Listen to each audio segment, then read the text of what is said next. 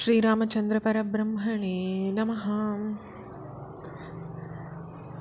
தசக்ரீவன் முதல்ல சுமாலி சொன்ன யோசனையை ஏற்றுக்கலை. அதாவது லங்கையை நீ கைப்பற்றணும்னு சொன்ன யோசனை. ஏன்னா தன்னுடைய சகோதரன் முறையான குபேரனை விரட்டிட்டு செய்யறதுன்றது அவருக்கு ஒப்பாத விஷயமா இருந்தது. ஆனால் சுமாலியும் பிரகஸ்தனும் ரொம்ப வலியுறுத்தி சொல்லும் பொழுது அந்த யோசனையை அவர் ஒத்துக்கிறார். குபேரனின் தந்தை விஸ்ரபஸ் பெரும் வரங்களை பெற்றிருக்கிற தசக்ரீவனை விரோதிச்சுக்க வேணாம்னோ, கைலாய மலையிலேயே குபேரன் தன்னுடைய இருப்பிடத்தை அமைச்சுக்கலாம்னோ அவர் ஆலோசனை சொல்கிறார்.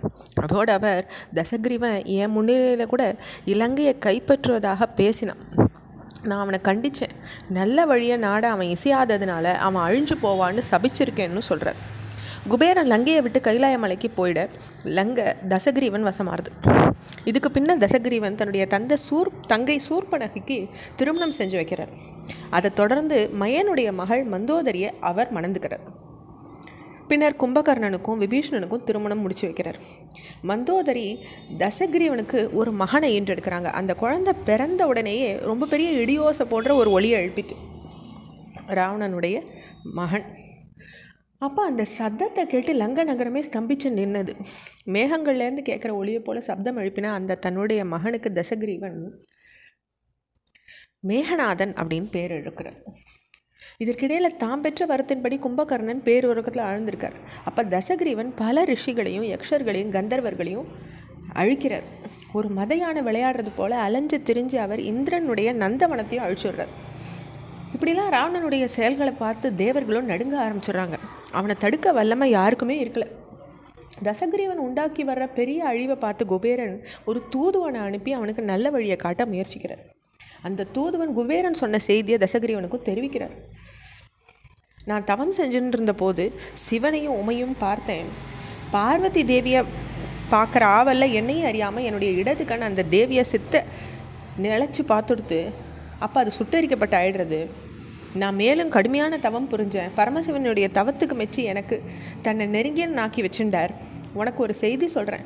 தேவர்கள் உன் அழிவுக்கான திட்டத்தை வகுத்துன்னு இருக்காங்க. அதனால் தீய வழிகளை கைவிட்டு நல்ல பாதையில் திரும்பிடு, இல்லாட்டாக்கா நீ அழிஞ்சுடுவேன்னுட்டு குபேரன் தன்னுடைய மகனான லங்காதிபதிக்கு சொல்கிறார். இப்படிலாம் குபேரனுடைய தூதன் சொன்ன செய்தியை கேட்டுட்டு தசக்ரீவன் கொதிச்சு எழறார். மகேஸ்வரனுக்கு நெருங்கினவன் ஆயிட்டதுனால ஆணவம் கொண்டு எனக்கு ஆலோசனை சொல்ல குபேரன் துணிஞ்சுட்டானா? மூத்த சகோதரனை கொண்டுடக்கூடாதுன்னு கருதி இத்தனை நாள் பேசாமல் இருந்தேன். இப்போ என்னுடைய பொறுமையை நான் இழந்துட்டேன். குபேரனை மட்டும் இல்லை, 3 உலக நாயகர்களான இந்திரன், வருணன், யமன் இவாளையும் நான் அழிப்பேன் அப்படின்னு கோபத்தோடு சொல்கிறார் தசக்ரீவன். குபேரனுடைய தூதுவனை வெட்டி வீழ்த்திட்டு மற்ற பலர் பின்தொடர தன்னுடைய ரதத்தில் ஏறி புறப்படுறார். கைலாய மலையை அடைஞ்ச தசக்ரீவனும் அவனோடு வந்த ராட்சசர்களை எதிர்த்த யக்ஷர்கள் வைக்கோல் எறியறது போல் எரிஞ்சு போகிறாங்க. எஞ்சி இருந்தவாள்லாம் பயந்து ஓடுறாங்க. கோர தாண்டவம் புரிகிறார் தசக்ரீவன். அப்போ குபேரன் அவர் முன்னிலையில் வரார். சில வார்த்தைகளை சொல்கிறார். மூர்கனே, உன்னுடைய தீச்செயல்களின் காரணமாக உனக்கு அழிவை நீயே தேடிக்கிற. விஷம்னு தெரியாமல் அதை அருந்தினமா அதை விளைவை அனுபவிக்கிறது போல் உன்னுடைய செயல்களின் பயனை நீ பெறத்தான் போகிற. தாய், தந்தை, ஆச்சாரியான் இவரில் நிந்திக்கிறவன் அதற்குடைய விளைவை கண்டிப்பாக அனுபவிச்சு தான் ஆகணும். ஒழுக்கத்தையும் கட்டுப்பாட்டையும் கடைப்பிடிக்காதவன் கடைசியில் அதற்குரிய பலனை அனுபவிச்சே தீரணும். விதைச்சவன் வினை அறுப்பான். பாவத்தின் பலன் துன்பம் தான். அதை நீ கண்டிப்பாக அனுபவிப்ப. இனி உன்னோட பேசுறதுல பயன் இல்லைன்னு சொல்லிடுறார். அப்போ அவர் அந்த குபேரனையும் தாக்குறார் இந்த தசக்ரீவன்.